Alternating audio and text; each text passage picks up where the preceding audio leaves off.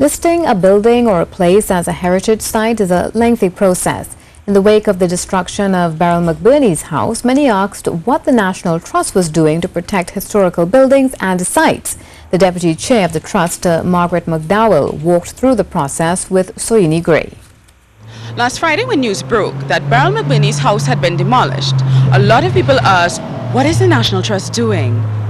Earlier, I spoke to the Deputy Chair of the National Trust, Margaret McDowell, about the lengthy listing process for heritage buildings and sites.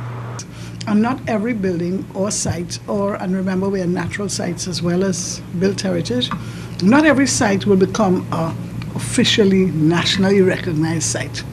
That might have been the case with Beryl McBurney's house. Though the building is gone, the option remains for the property to be listed as a heritage site. The trust is responsible for finding and registering places of interest around the country. For that, they worked with the various regional corporations. We ended up with 450 of them and counting. And almost every day somebody comes in with something else. And that's exciting because really the sites that are important to people really say something about who they are. Listing a site starts with the taking of official photographs and recording the exact location. It is a time-consuming process, and tons of documents are produced on each building or site, justifying the call to list it as a National Heritage Site, which includes the Magnificent Seven, the Arima Dial, and the Banwari Trace archaeological sites. It means that we first have to send it to the Gazette with intention to list, so that everybody knows there's an intention. And it also goes to the owners of the site.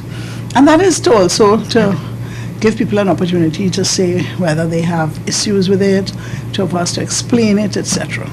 Now, after that happens, we then go to the final listing stage, which is signed by the minister and the chairman of the council, and then it goes back into the Gazette and it is finally listed. There are positive stories. Audrey Jaffe's house isn't listed. It is owned by a private citizen who's taking great care to perform a historically correct restoration of the building. And he's consulting with the National Trust to advise him through the process. The trust says it's a pity no one sought their advice before Beryl McBurney's house was torn down. But should the new owner have any questions about preserving the site, he should give them a call. Their advice is free. Soini Gray, CNews.